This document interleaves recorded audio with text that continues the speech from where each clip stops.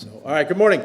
If you're visiting for the first time, or maybe the first time in a long time, if you left your glasses at home, or maybe you were just a victim of one of these little pesky perfume and pepper spray mix-ups, you may right now be thinking, that glare above the podium looks a little different than normal. Well, you are correct, but I will tell you how to tell the difference. It works like this. If you are in your seat and it feels like you're on a roller coaster, just about to crest before that first really big drop, and you got your hands all pressed together thinking this is going to be great, that's Matt. That means Matt's on his way up. But if you are in that seat and it feels like your hands are pressed together and you're rushing down that hallway because you have 3 young boys and it's been quiet for a bit too long, and you're saying, please be asleep, that's me, okay? So I'm going to probably be talking a little fast this morning. One of the hard parts about preparing for this was trimming this down. This is such a big topic. Excuse me. And it was difficult to decide something had to go. And I had to make that choice several times. And it may turn out that maybe I should have made it a couple more. So I want to talk and get it all in. So, how did this come about? Matt kind of broke it down for you a little bit. Back around, I don't know, Thanksgiving, Christmas, I came up to talk about grief and grieving. And what most people do not know is that there were some last-minute changes, and I mean really last-minute changes in that address. See, I had put together a lesson that was very lighthearted, very almost silly at times, frankly. And as I had made that statement initially, I caught the mean mug from someone here at the church that was sitting here listening, and they were not happy about this, and I knew that this person had been through some grief, and I thought, So I backed up, and I kind of said it again with a little bit of different language, and now I had 2 of them, and I thought, this got changed. And it sort of morphed into a little bit of a testimony instead. And I hope it wasn't terrible. I kind of deliberately didn't ask.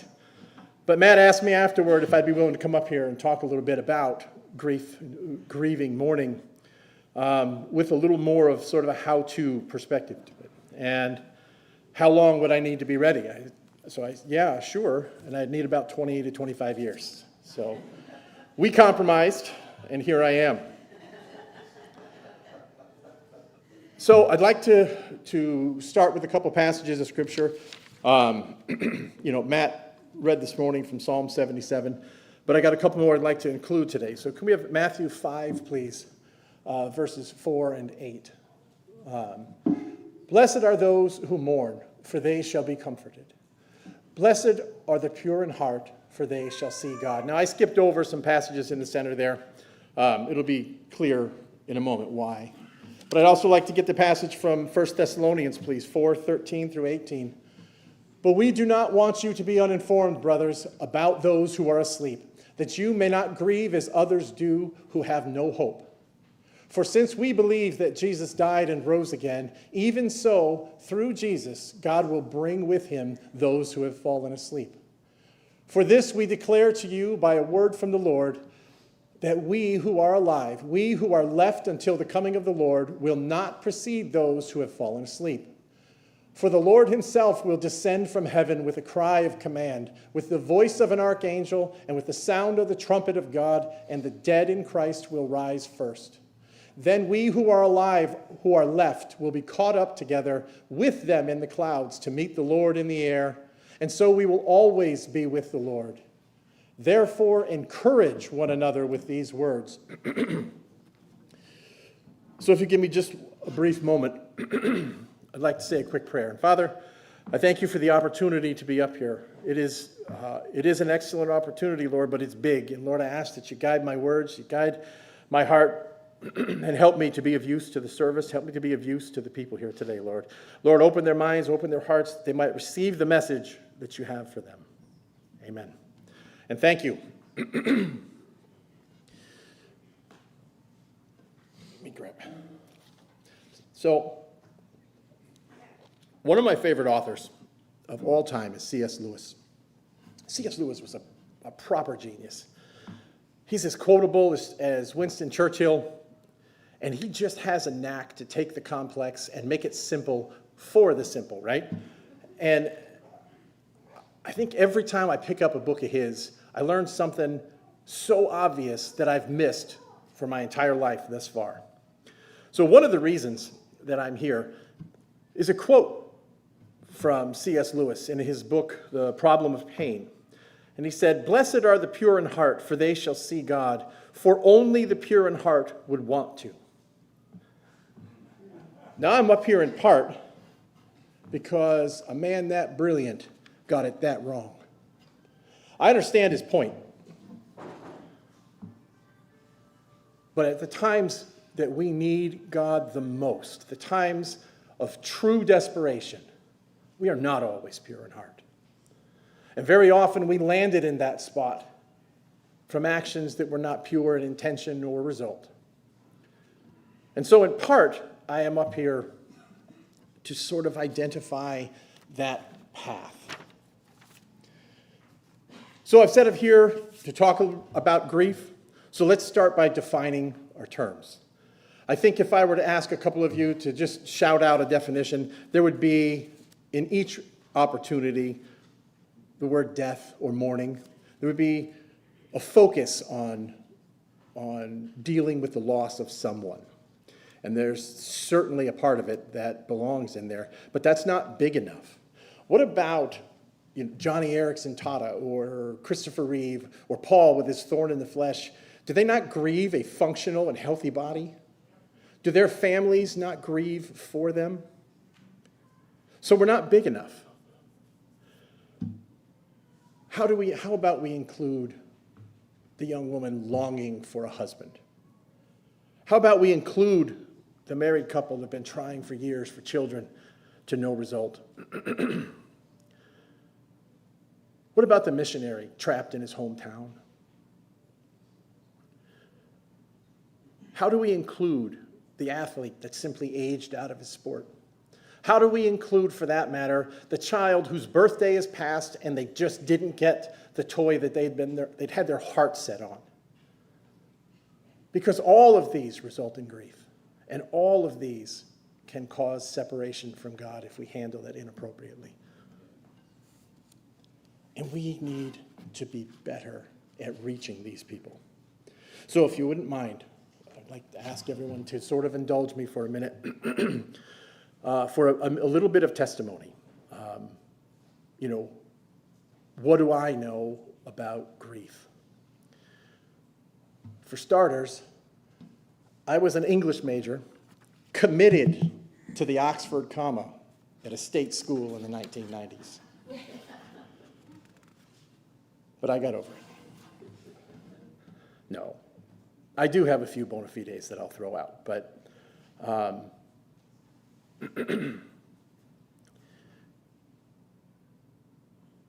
in a little over a 4-year window of time, I lost 5 people that were, at least at one time, there is one that I had lost contact with, but 4 of them from my innermost circle.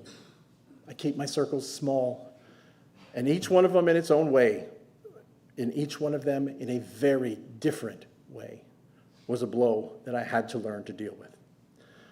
And just a few months after the most recent death, we're dealing with a miscarriage. Again, very, very different. So I just want to go over a couple of these really fast and how that grief formed itself, because none of them are similar. The first death was a friend of over 30 years for a decade or something close to it. If one of us was not home, it's because we were at the other one's house. And his death was not a shock. He was dealing with addiction poorly. It was destroying his body, his heart, his mind, everything. And I did not grieve the loss of that friend. That one, the grief came in after the fact. Just before the holidays, he had been pressing me for money again. And that conversation resulted in both of us saying some pretty dumb things to each other. And I decided that I'm not going to deal with him, cutting him off till after the holidays. We've got a lot going on. We got guests coming. And this is just a distraction that I don't need. And January 9th, I got the phone call from another friend who had in common, letting me know that he'd been found by the police department dead in his home, devoid of furniture, heat, electricity, filled with garbage, and had been there for months before he was found. The coroner estimated that he died 2 days before our argument, so it stands to reason he didn't live long after that. And it hit me some kind of way. The next death was the greatest friend I've ever had. What a beautiful Christian. He was raised in a church. I met him in my early college years, and he developed brain tumors that eventually took his life from him. And along the way, the journey was filled with joy and sorrow. He was rapidly declining, losing his ability to move, to speak, to emote. And he took a moment and prayed God to get more time because he had some things in his life he wanted to resolve, and God immediately granted that. Cured the physical ailments. He could move around again, speak, feel. And it was a pleasure to watch that journey. That funeral is one of my best memories that I've got. 26 people were saved at that funeral. He requested that everyone wear bright colors and come with your silliest stories of his life. And it was so fun. It was fun to just celebrate and see the results of a man truly following Christ's designs. But before that was done, I encountered his mother. And she was the lone person there that had no answers. She was crushed with grief. She had no answers. She was Christian, lived her whole life that way, and she just lost. And I haven't talked much about this, but the last thing she said that day, because I'm coming back to Indiana from Southern California, was, "And now I imagine I won't see you anymore either." Lost in her hurt. Could not find a bright side if you held it up in front of her face. And I had no answers.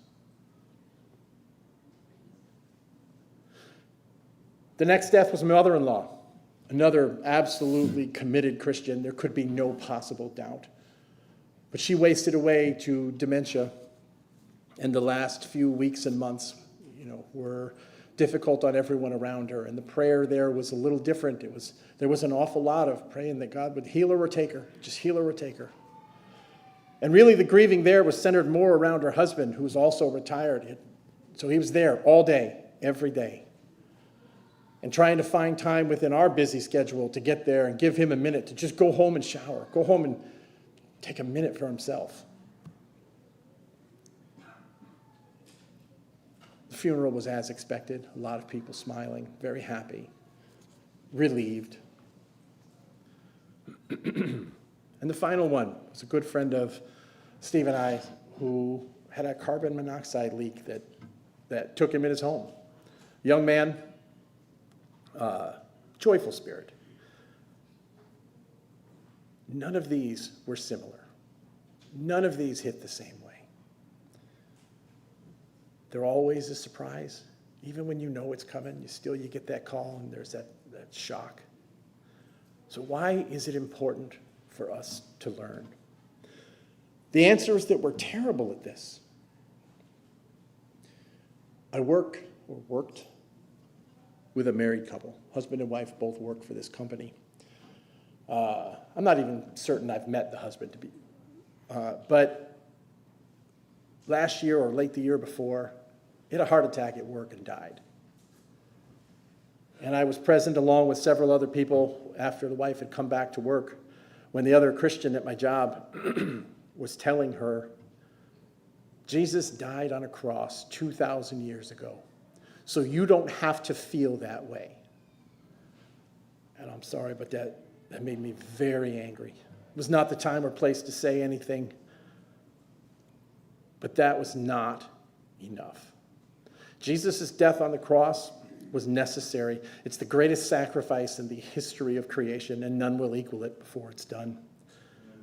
But it was not enough. Without that, each of us would spend eternity burning, separated from God. But if that's all it was, it would fall short. But he didn't stop there. It does not end. That story doesn't end with Christ dying on a cross. He continued the work. And unlike anyone who has ever come back from the grave, he resurrected himself. And now I can say to that widow, lean your head. Put your head on Christ. Tell him you just want that husband back. It's okay. And that's the first point that I want to make here. Now I can say, tell him you just miss your husband. Tell him you feel robbed. Tell him you can't get out of bed because your body won't obey you. So step one is lament.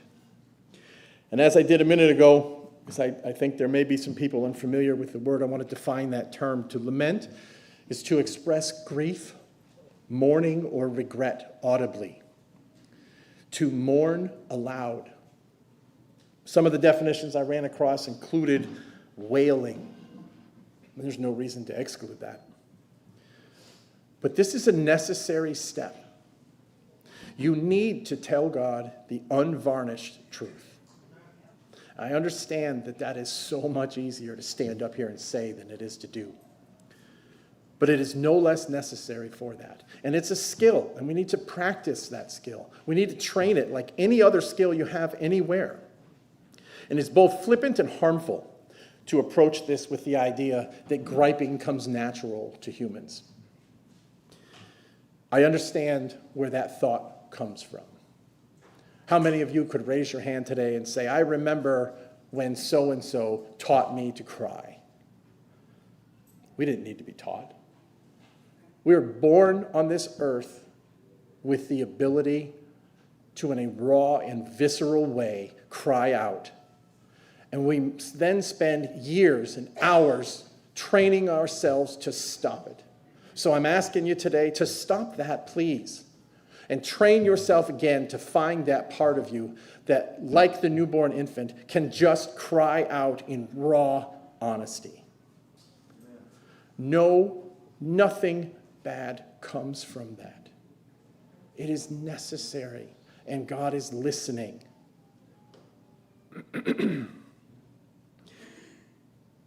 Now, it is possible that especially as you are trying to learn this skill, as you're trying to train this skill up, you may need to set aside some time to ask forgiveness. And I'd love to throw a joke in here, but there's nothing funny about it.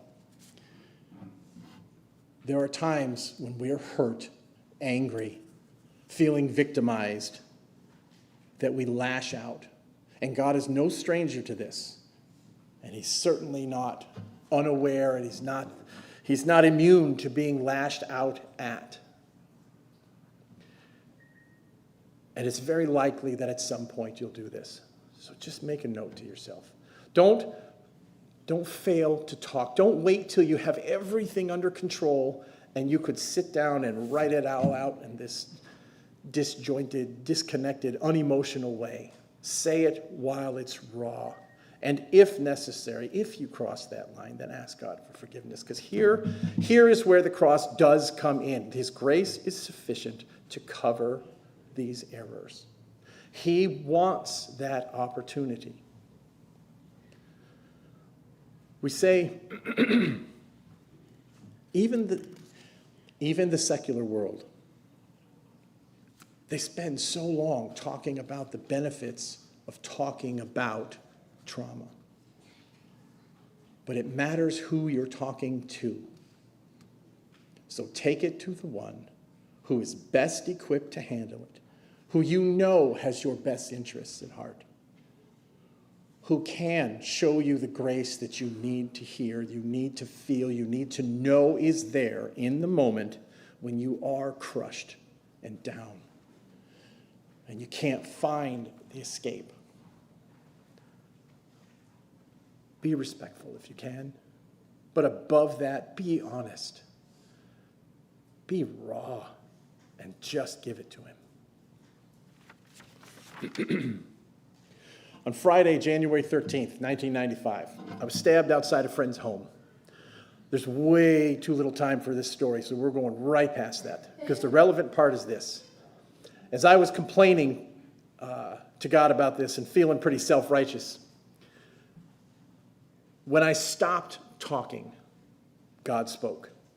And he gave me a choice, and he said I could continue in my rebelliousness and my idol-filled life. But if that was the choice that I made, that I would be coming home. Or I could return to the life that I was brought up to lead. So this is step 2. Listen. Just listen. Be still. Be quiet. And listen. Don't ask me what God has for you. Ask God and wait for his answer. In moments like this, there are times it feels like assaulting a medieval castle. You feel like you've managed to fight your way across the killing fields, knock down the gates, survive the murder holes, trying to find your way to the king. It seems worse than it really is. He's alongside you the whole time. While you think you're pursuing him, he's clearing the way for you to get there. So keep going. There's a lot of noise that happens in life. And likely, when you are grieving, you'll still have a job to do or children to raise. You'll still have people to interact with, people who depend on you. Keep doing these things, but make time to just listen. Again, this is something you have to train yourself to do. I don't know that this comes naturally. It certainly didn't for me. I can't speak for all of you. But it doesn't for me. I don't even know that I'm all that good at this. I talk a lot. I mean, all kidding aside, I talk a lot. So it is difficult to be quiet. And in this case, by the way, it was no exception. Boy, the minute I heard that choice from God, I couldn't talk enough. But he wasn't done. And this is no surprise to anybody listening here. There's not much testimony in a, hey guys, God stabbed me so I'd quit being bad. It was not an effective lesson. But later, with some help, I managed to hear what God had in mind for me. And I'll tell you, there is testimony in telling people that God miraculously saved me from the knife of another human being so that I could be about his purposes. But I had to shut up and listen. I cut God off because I was excited to go do something. And I missed the important part of the message. So listen, and listen until God is done. And I have a quote I brought with me from C.S. Lewis. Excuse me. He said, this is also in The Problem of Pain. He says, for you will certainly carry out God's purpose, however you act. But it makes a difference to you whether you serve like Judas or John. So listen. And he'll give you the opportunity to be John instead of Judas. I'm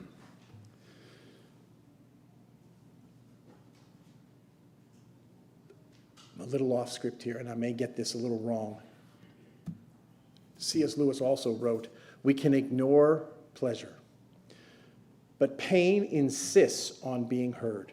It insists on being attended to. And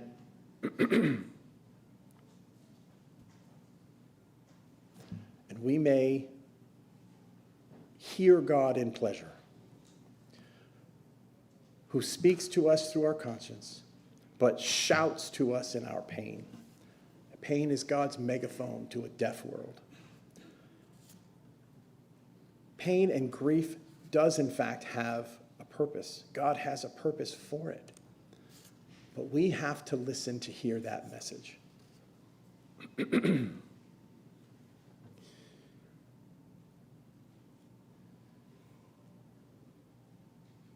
that message is not limited to the loss of a loved one. I couldn't find the author of this quote. I had initially thought that this was another one of C.S. Lewis's quotes, but it turns out he was quoting someone else. But he said that mental pain is less dramatic than physical pain, but it is more common and also more hard to bear.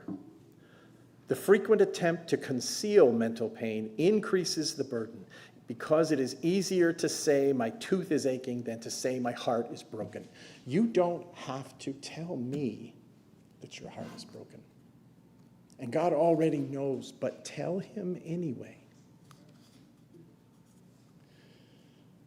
And then listen for his answer. And that takes me to my final point. The final step is purpose. Lament, listen, and be about the purpose that God asks of you. God will give you purpose in that moment. There was this thing going around recently about a photographer who took pictures before and after. And the before picture, someone would come in and they'd take their picture, and then he'd give them a sincere compliment and snap a picture right as they were hearing that. And the results were absolutely dramatic. Got all of these huge smiles. In a similar way, a similar study done dealing with good works. They brought in two groups of people. One group of them would come in and do something genuine for the other group. And they did before and after, but instead of photos, they did a blood draw and they checked hormone levels. And what they found was that the people who had received these blessings had an increase in dopamine, serotonin, oxytocin, and all these endorphins. All the happy hormones skyrocketed. But the awesome part is, it was an identical boost in the people delivering that blessing. That's why I am up here. I want us to become deliverers of those happy hormones to people who can't find them. We're not good at addressing hurt. It's too easy to get away. And we need to have the confidence to stride in when the rest of the world shies away, runs away. It is very common to see people, and if you've known anyone who lost a spouse, a child, to see them become, it almost appears like they've got a scarlet letter on their chest. People avoid them like crazy. And it's not mean. You don't know how to address it. It's scary. It's hard because they're going to say something that gets your heart, and you may not have the answer. But pray with that person. Help them take that. Help them find that raw pain and deliver it to God. Encourage them to listen for God's answer. We already know.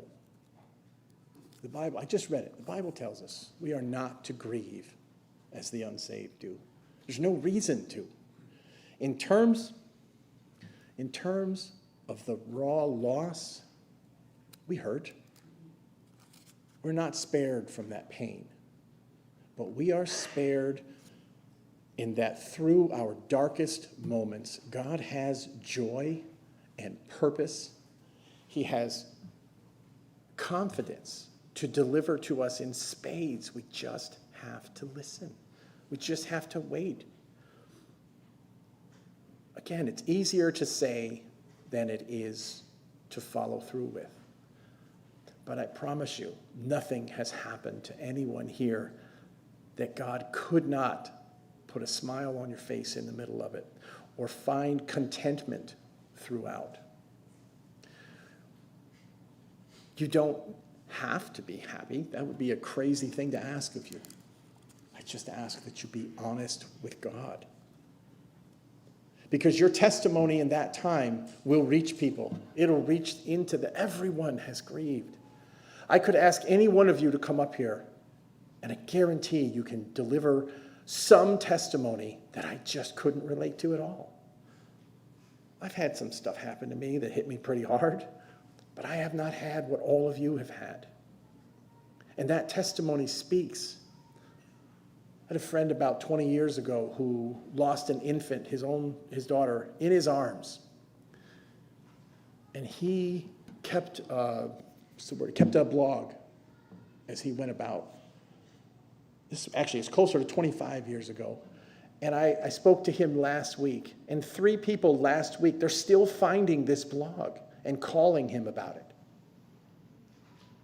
Some of God's greatest work comes out of moments that we think are the end of everything. And it's not. So like the psalmist wrote earlier, extend your arms and do not weary. It may seem like you're talking at the ceiling. You're not. He hears you. And he delights in that opportunity to minister to you. Now, this should only confirm what we already know. When we are inside of God's will, there's a confidence, there's a contentment, and there's a purpose that drives us to success, whether that even at an earthly level, but specifically in a spiritual way. It will prepare you to help your family, your friends, your co-workers, the congregation at large, or just somebody on the street that you can tell is having a bad day.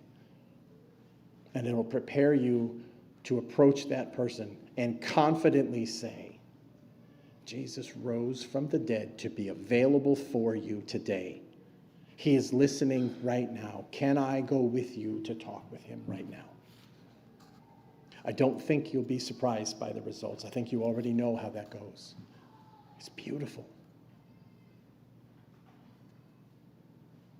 So I would like to ask something of you. I would like to ask each of you to take a minute, please, and close your eyes. And in a moment, I'm not going to make this very long, but in a moment, I'm just going to say a brief prayer over everybody. But I'd like you to please close your eyes, and we'll start that skill today. And I'd like you to take something to God, something that you have that you do not want, something that you don't have that you do want. I'd like to ask you, just honestly, take it and hand it over to God and just tell him. Even if you plan to yank it right back afterward, I'm not judging you here. But hand it to him this morning. Just tell him, God, I know that you know this.